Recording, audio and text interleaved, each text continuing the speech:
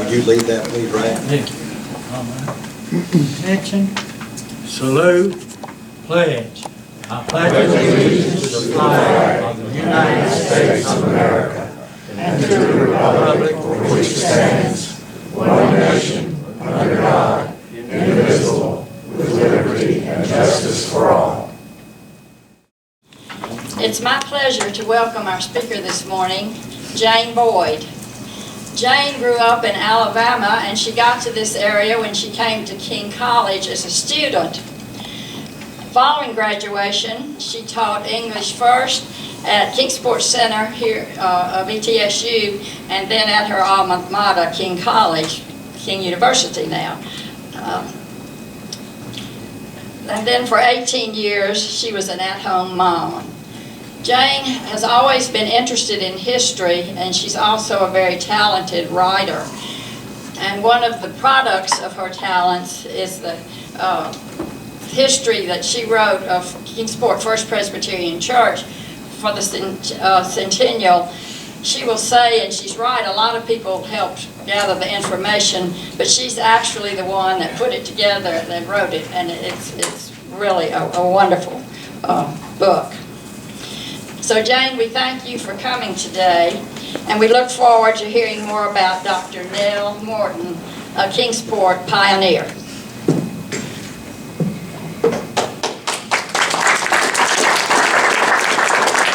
I hope after today that you'll know something about Nell Catherine Morton, who was nationally and internationally known, except not in her hometown. Maybe today we can give her some of the local recognition that she really needs. What brought her to my attention? It was this picture from the 1923 Vacation Bible School at First Presbyterian. The church and New Kingsport were a mere 7 years old. Nell Morton is pictured with some important people who would have great impact on this new town. W.S. Morehouse, Dr. Robert King, who was the first minister at First Pres, Allen Dryden, that's senior of course, and Mabel Doggett. Nell Morton was a mere 18 years old. She had completed her sophomore year at Flora McDonald College, and she is standing among some Kingsport luminaries. A closer look at Nell Morton will support her rightful position among these luminaries. So let's summarize a bit of what she was doing as a young woman and in her career. She wore 7 lead boots in her path across the cultural landscape, and as she challenged social, racial, and theological conventions. Note these contrasts. She came from a rich Appalachian heritage to lecture at world forums. She was rooted in her Presbyterian theology and forced her church to rethink its patriarchal message. She came out of the genteel South, where women were second-class citizens, and led a feminist movement, which she called the Woman Movement. She came from segregated schools and envisioned racially integrated schools where special needs children also had a place. Nell Morton was the eldest child of the 3 daughters born to John Morrell Morton and Mary Catherine Odell Morton. Her sisters you may know even better than Nell herself. They were Inez Morton Wager, who was Dean of Women, as Jane introduced earlier, Dean of Women at King College, and Lucille Morton Early, who resided in Kingsport most of her life and was very active in the community, especially in music circles. Nell herself was born in a logging camp in eastern Sullivan County. When she was 11, the family moved to J. Fred Johnson's new town, where business opportunities seemed very promising. Mr. Morton partnered with George Stowe in opening Kingsport Variety Store in Sullivan County. Kingsport Variety Store on Sullivan Street, where they sold clothing, shoes, and dry goods on the left side of the store and groceries on the right side. And this information comes from Lucille Early's oral interview, which she gave during that Tennessee homecoming year. The family settled into a large home at 145 Winola Street, just off Watauga. Nell graduated from Kingsport High School in 1921 when she was 16 years old, and Flora McDonald at the Presbyterian Women's College in 1925, and she was 20. She returned to Kingsport to teach in the public schools, 6th grade for 2 years, and art for 2 years. Noteworthy, even at this early age, is her interest in art, because later on she refined that more deeply with interest in images in her study in Switzerland. Note the parallel events that are in red here, which were happening in Kingsport or the world at the time. Women got the right to vote, and Nelle Morton's father served a term on the Kingsport Board of Mayor and Aldermen. Nell pursued graduate studies at Presbyterian School of Christian Education in Richmond and New York Theological Seminary, receiving her master's in theology from the seminary. Oh, I went too far. From receiving her master's in religious education from New York Theological Seminary. And here we come back to J. Fred Johnson. She joined the prestigious Plymouth Church in Brooklyn, New York. And there she talked in a letter which is in the, I'm getting ahead of myself, it's hard for me to manage holding all of this. This letter from the Plymouth Church in Brooklyn, New York is written to Mr. Johnson in 1933. She begins the letter with the difficulty in reaching him when she was here in Kingsport, that she tried multiple times but was never able to communicate with him directly. But she continued, and then when she returned to New York, she wrote this letter to him from her employment place at the Plymouth Congregational Church in Brooklyn, New York. After comments on her visit in Kingsport, condolences on Mrs. Johnson's death, and regret at not being able to see him, she thanked him for his support of her graduate education. I think you little realize how much you have made my work possible. For 4 years, the bank has carried my note with your endorsement. The first 2 years, I was in school and could pay nothing on it. The last 2 years, I've been paying a little at a time until this summer I finally finished paying the last bit of it. I do wish I could tell you how much I appreciate your helping me in this way.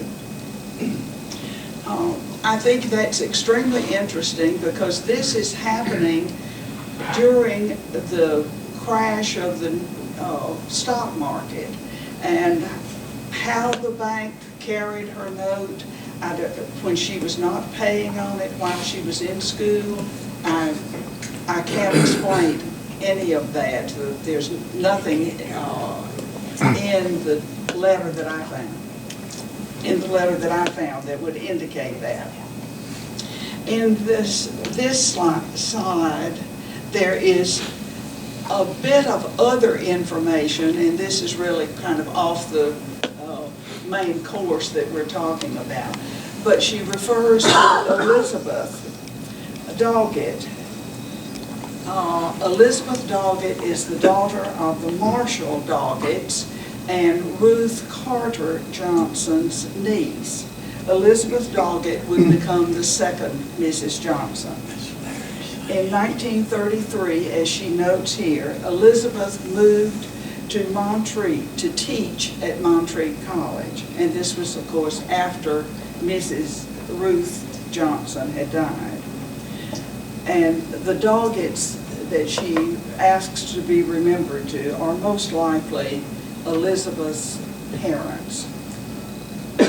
But it could have been the Arthur Doggetts, but I feel fairly sure it's the Marshall Doggetts. Nelle Morton's career developed around three radical ideas: race relations with racial integration, which she encouraged in the 1930s, expansion of education for disadvantage, also beginning in the 1930s, and then later in Bristol in the 1950s with special needs children. And then finally in her later years with feminism. Those are the three areas in which she was influential and around which we'll build our discussion. Race relations. At Plymouth Church in Brooklyn in the 1930s, when she began her career as a Christian educator, Morton's responsibility was to work with the community in which the historic church was located. Henry Ward Beecher was its first minister, and the church proudly displayed the desk at which his sister, Harriet Beecher Stowe, had written Uncle Tom's Cabin. The neighborhood of Plymouth Church had changed significantly, and there was an influx of immigrants. So the wealthy white congregation had moved farther out, but retained their membership at this prestigious church where they had long been members. Nelle Morton was employed, and this is from her information, to work with the community and free the senior pastor to attend to the wealthy membership. Nell viewed the immigrant children of the neighborhood as God's children who would be nurtured by everything the grand Plymouth Church could offer. One of the programs was summer camp to get the children out of the concrete sidewalks and out into the countryside, or at least into more natural settings. Nell's responsibility included selecting the children to attend the camp. One child she selected was a dark-skinned Jamaican child. The child was denied permission to board the bus to go to the summer camp. Nell stormed into the church and defended her decision to select this child to go on the summer camp. She finally acceded to the request of the senior minister and denied the child summer camp, but with the assurance that in due course, when the child completed her communicants class, she would be admitted. Well, the child continued in her communicants class, and at the appointed time, she appeared before the session to answer the questions about her faith and to be admitted to membership. And they told the child, "You will be happier with your own kind." Well, this was enough for Nelle Morton. She left the Plymouth church and she moved to Stanton, Virginia. The story is in her own handwriting about the desk of Harriet Beecher Stowe being something of significance for this congregation. When I went online and researched Harriet Beecher Stowe's desk, everything is in Ohio.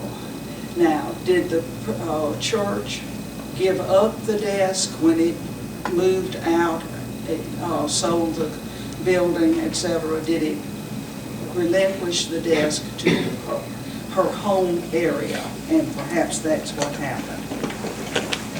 Morton moved to Stanton, Virginia, where she was Director of Religious Education, 1935 to 1937. Her 2-year tenure in the Stanton, we're going to have some microphone adjustment.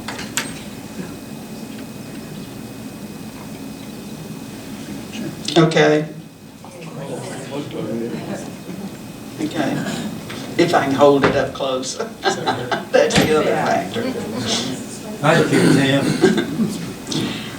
Her 2-year tenure in Stanton attracted the attention of the leadership of the Southern Presbyterian Church. In 1937, she moved to the Richmond offices as an assistant director of youth work for the denomination. Notable achievements during her 7 years, 1937 to 44, with the Presbyterian Board of Christian Education were curriculum development and camping leadership for youth. Morton was honing her writing skills, her theology, and her pedagogy.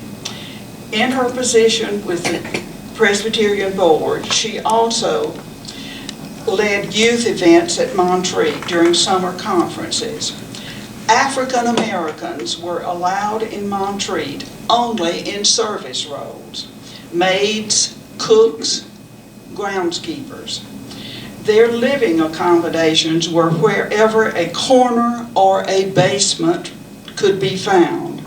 They did not attend conferences. This is an appalling indictment of the church. Morton focused her energies on exposing the wrong and trying to correct. Her efforts were generally directed through the youth with whom she had a great deal of influence and who were attending the conferences. She did not immediately succeed in integrating the conference site. However, she attracted the interest of the Fellowship of Southern Churchmen, a forerunner and most likely the foundation of the civil rights movement.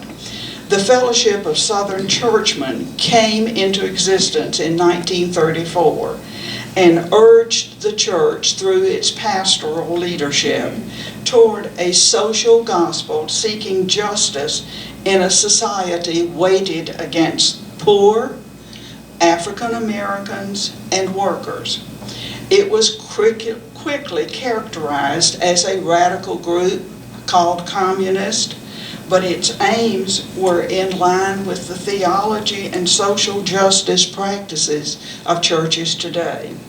Morton became one of 4 prominent leaders of the church headquartered in Black Mountain, North Carolina. She joined the leadership in 1945 and worked to promote better living and working conditions. During her leadership with the Southern Fellowship, a freedom ride, can you believe a freedom ride in the 40s? I didn't think they started until much later. They promoted a freedom ride for desegregating interstate travel. Put this in perspective by recalling that African American servicemen who'd been all over the world during World War II came home to a Jim Crow world and raised some difficulty about this return to status when they had experienced more freedom. This occurred during 1947, an astonishingly bold effort which resulted in imprisonment for many of these black people. Bayard Rustin, one of the young men imprisoned and a notable African American throughout his career, kept a journal documenting prison conditions in North Carolina. It resulted in prison reform sometime later. These leaders in the Southern Fellowship were from many different denominations, including African American pastors fostering authentic ways to proclaim the gospel in the churches throughout the South and to promote racial and social justice. Morton wrote of one experience during this time. One of my most vivid and frightening memories was at work camp we had set up in eastern North Carolina to help build a credit union building with citizens who were losing their small farms to loan sharks. Everything went well until a day or so before the camp was to close. The members of a camp we had helped set up in Virginia decided to visit us.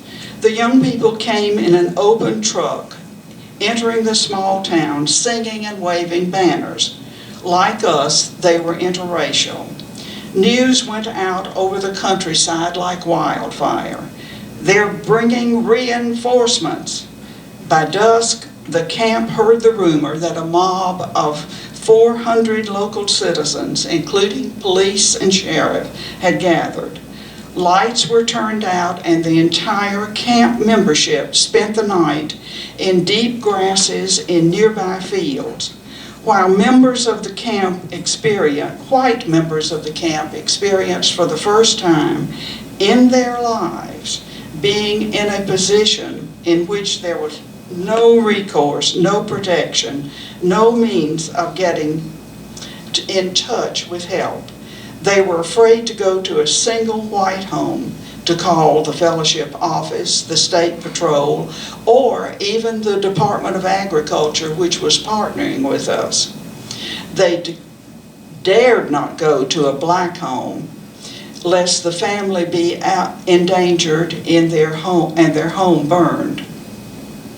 Yet that experience was formative for these campers, all living members of whom have continued as agents for social and political change. And this is from Nelle Morton's book, which is in the public library, our Kingsport library. And it was published in 1985, 2 years before her death. Integration and voter registration for African Americans came only after more sit-ins, bus burnings, freedom riders, peace marches from Selma to Montgomery, and yesterday was a memorial march, and the powerful preaching of Martin Luther King Jr. Only when the 1954 Supreme Court ruling in Brown versus Board of Education did some of the segregation barriers begin to crumble. Nelle Morton had begun the battle in the 1930s, generations ahead of prevailing opinion. The question was raised early in Morton's career how she, a genteel Southern woman, could understand and empathize with black Americans. Dr. Benjamin Mays, the president of Atlanta's Morehouse College, answered for Dr. Morton. Because she is a woman. An admission that women and African Americans were second-class citizens without the full privileges written in the U.S. Constitution. Nelle Morton and Dr. Mays would also add, not even in the churches. Nelle Morton returned to the family farm because of health reasons. In only one place is there a statement that the health problem was cancer.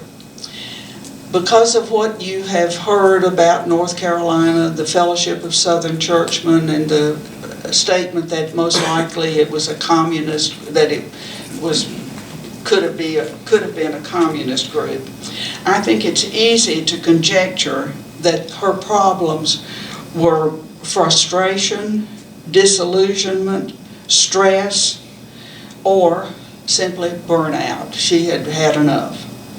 Whatever the health concern, she rallied at the family farm where she lived with her father. Mrs. Morton had died in 1945.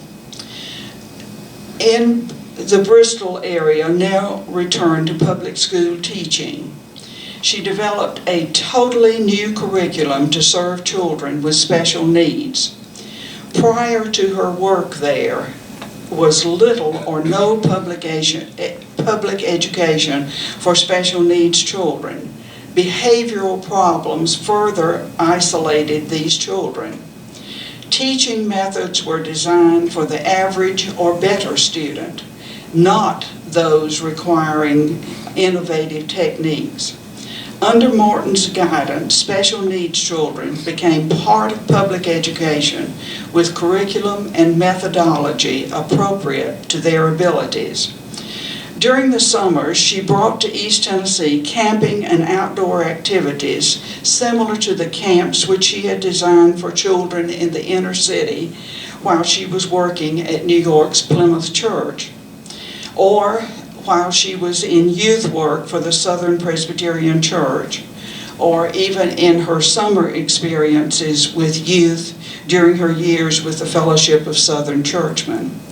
The farm became the site for summer camp, where there was plenty of room for children to move freely, to have structured learning encased in fun, to learn directly from soil and sky and water, and to have the innovative guidance of a gifted educator. In her camp, Nell Morton could practice inclusiveness, creativity, experimentation with new ideas. Her innovative efforts with special needs children were captured in a film made for the Virginia Department of Education. Her work in Bristol did not go unnoticed. In 1956, Drew University Theology Center,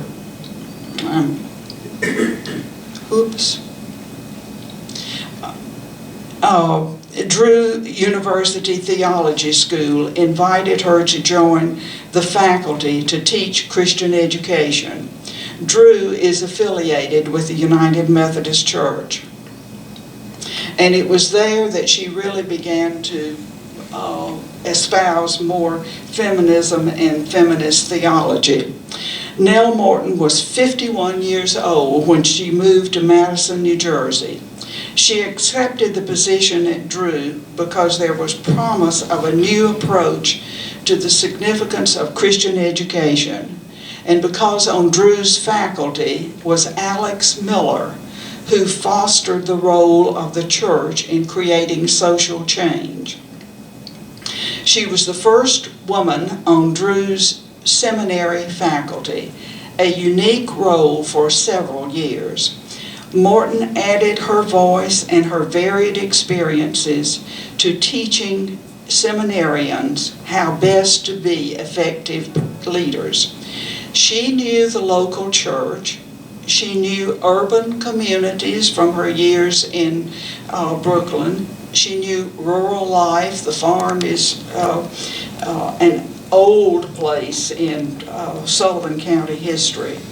She knew small towns. She knew church national offices, and she knew the potential of ecumenical groups. Her theology espoused social change to create God's kingdom on earth. She knew how slow her own denomination, Southern Presbyterian, was to open leadership roles to women, or even to admit women to seminaries. Nelle Morton's history in her church vocation, she did the only thing that was open to women, which was Christian education, and not an ordained position.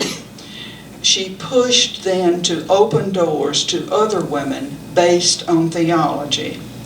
During her 15 years at Drew, she developed courses leading toward a feminist theology, which would empower women to serve in all areas of the church. One of the phrases that captures her theology for feminism is hearing to speech. And by this she means that if you give voice, if you listen to a person, then that person's speaking out will empower other people.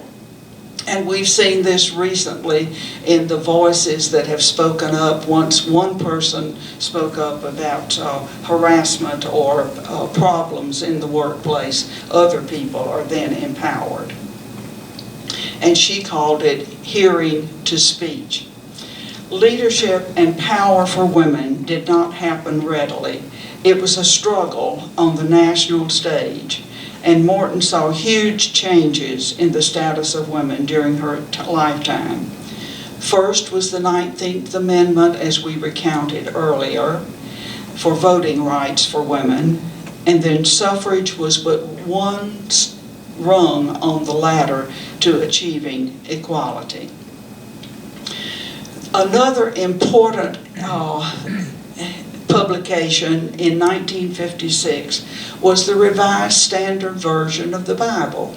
This was the first big translation of the Bible since the King James. I imagine everybody in this room probably grew up on the King James, but it was by the time of the 1956 publication of the Revised Standard Version that scholars had gathered, and the documents, the manuscripts that had been discovered in these intervening centuries and translated anew. And in that translation, Morton found a great deal of basis for her feminism. One of the things that she sought was to convince people about was the non-sexist or gender-neutral language.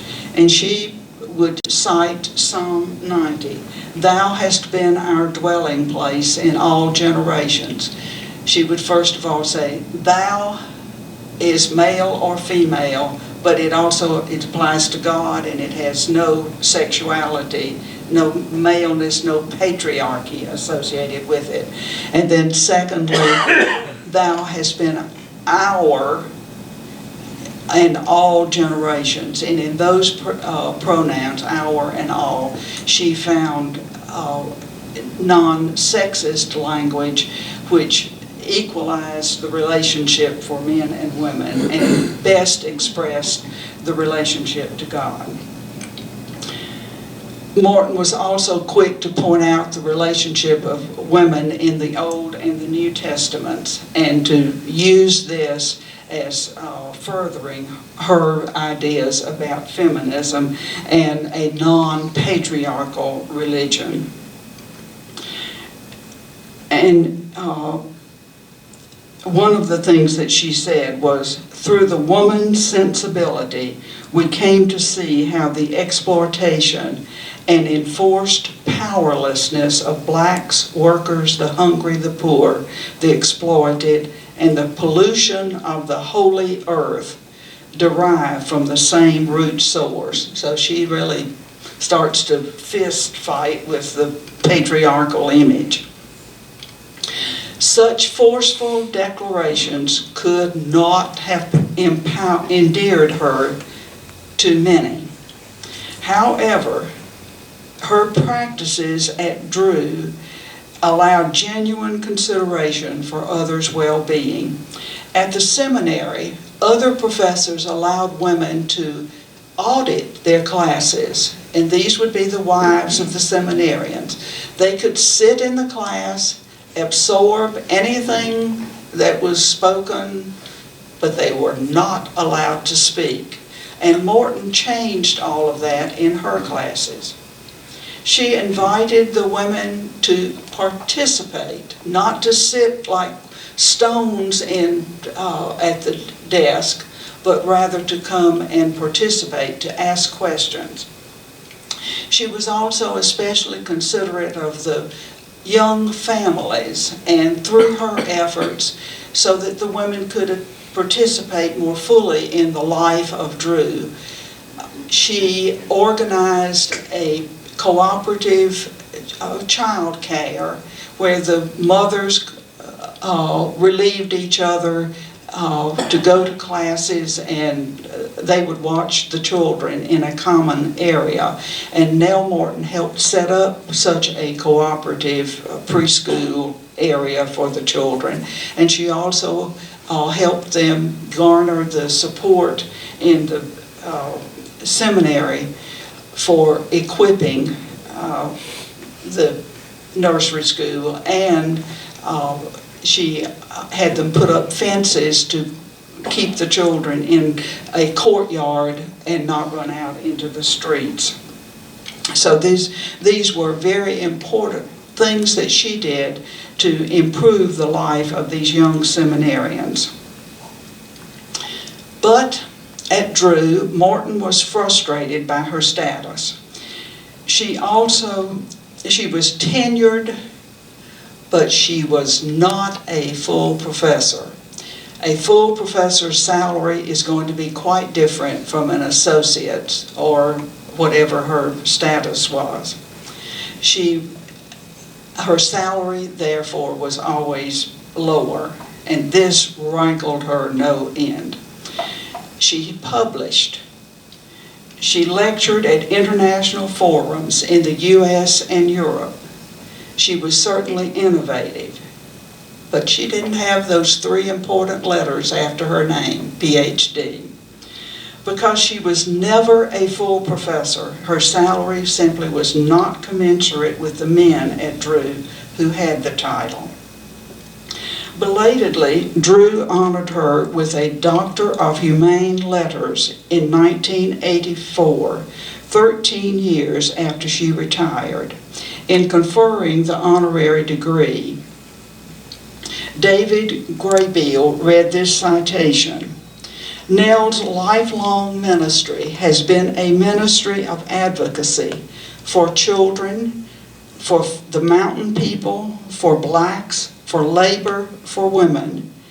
She has sought to hear into speech," that's her phrase, "those who could not yet find their voices. Her lifelong style has been confrontational." And that may be one of the most telling statements in all of this, that her confrontational style denied her some of the things that she would have wanted. She has spoken truth to authority, and she has never suffered fools gladly. Generations of students have squirmed under her penetrating questions, then returned to their tasks sobered and strengthened. Colleagues quickly learned that condescension to her was unwise. Her lifelong calling has been the role of a prophet. She's been ahead of her time on most issues, calling for an inbreaking into the present of that which was long overdue. Graybill's citation captures the professorial style of the innovative Morton. But the memory of a young Methodist minister, Alexander Harper, gives heart and soul to the eminence of Nell Catherine Morton. In the spring of 1951, I was a Methodist minister in Weaverville, North Carolina, nearing the end of my first year in full-time ministry since graduating from Yale Divinity School. I had just delivered an address, Progress and Regress in Race Relations, in a lecture in nearby Asheville. I had reported findings published by the National Council of Churches. It was clear that my own sympathies were with equal rights and a racially integrated society. Unpredictably in those days, my address was quite favorably reviewed in the Asheville Citizen. The reporter had been a college classmate at Chapel Hill. I quickly found that reaction to my views were anything but sympathetic among the leadership in my local church. My official board held a secret meeting to which I was summoned after an hour. I was told firmly that all members of the board had been outraged by the account of my Asheville address and my views on the race issue. In truth, I was ready to leave the ministry. I returned in my mind to the one who most encouraged me to go to Yale, Nelle Morton. What would Nell say or do now? I telephoned her at her family farm near Kingsport. "Nell, I need to talk to you. I need it badly." I told her briefly what had happened.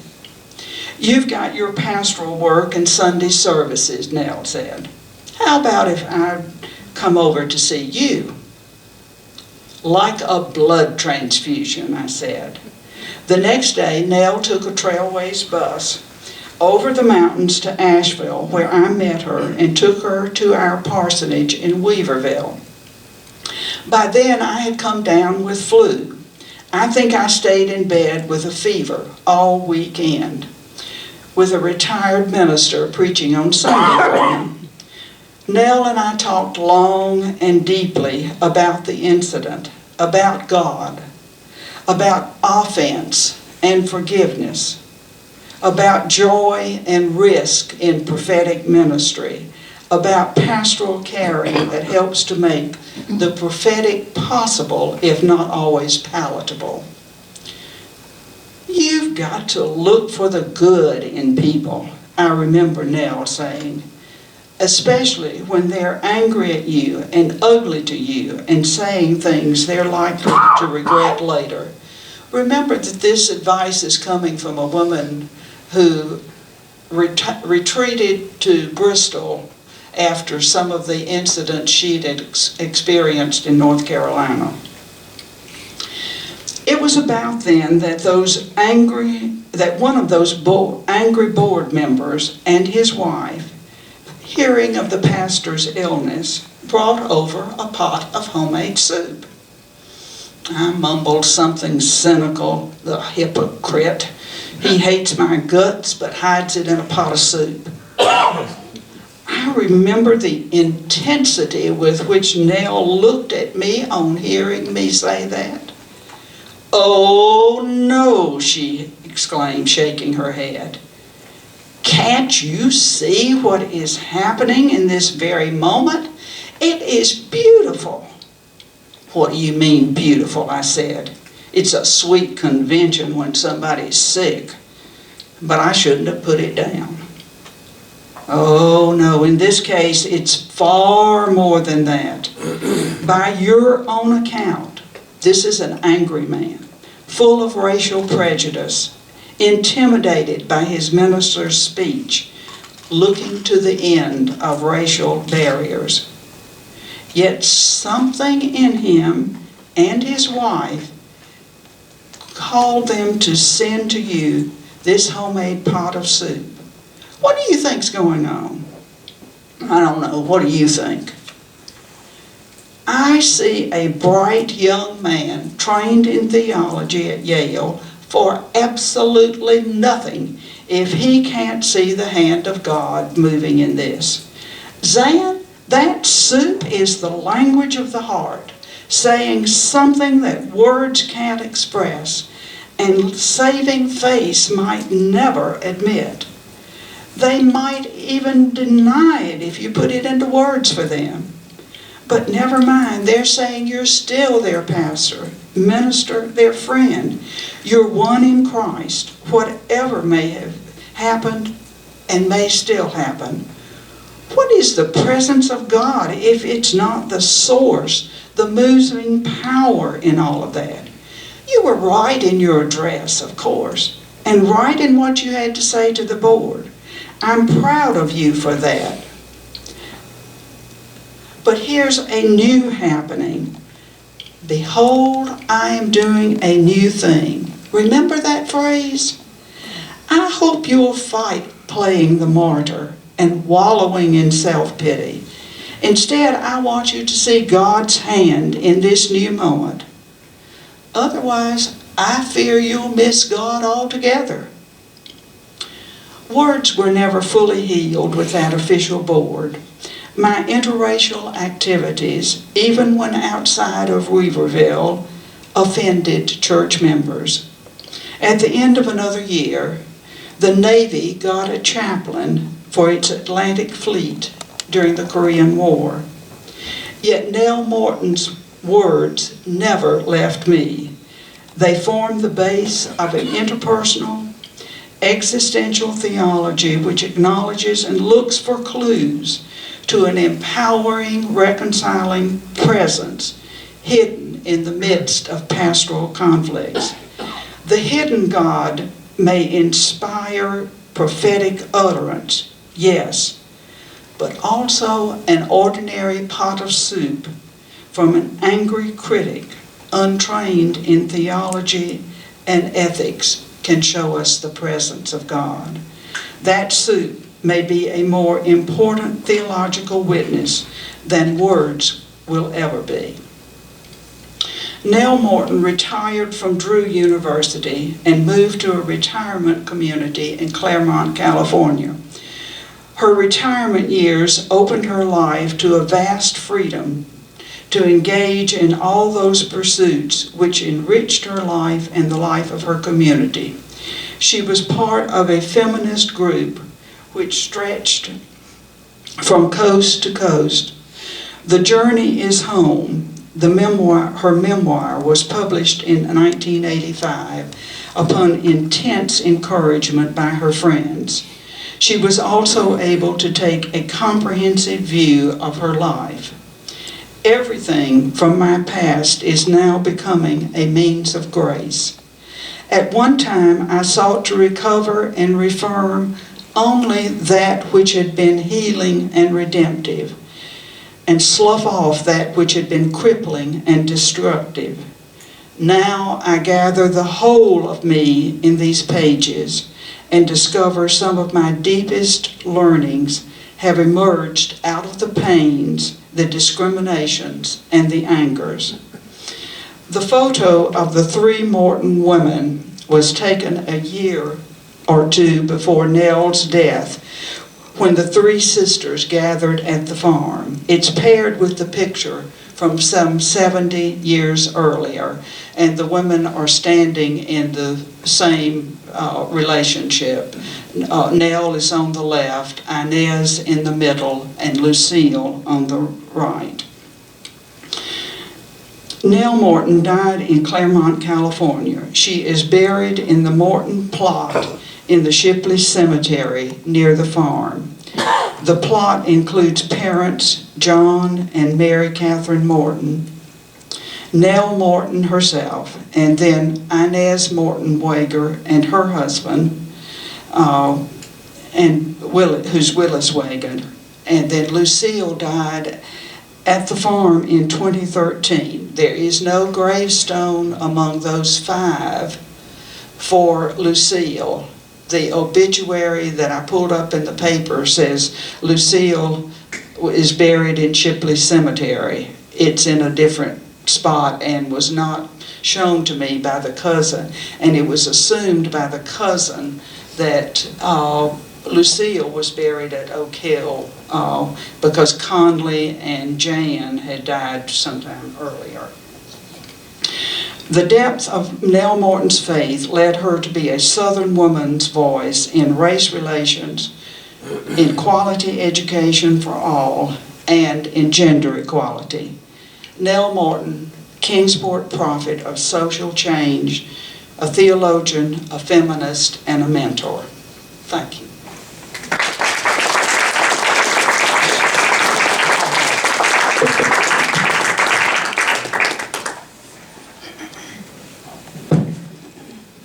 you very much. That was very enlightening. And you know, I had a thought when I was over there. Most of us have never heard of Nell.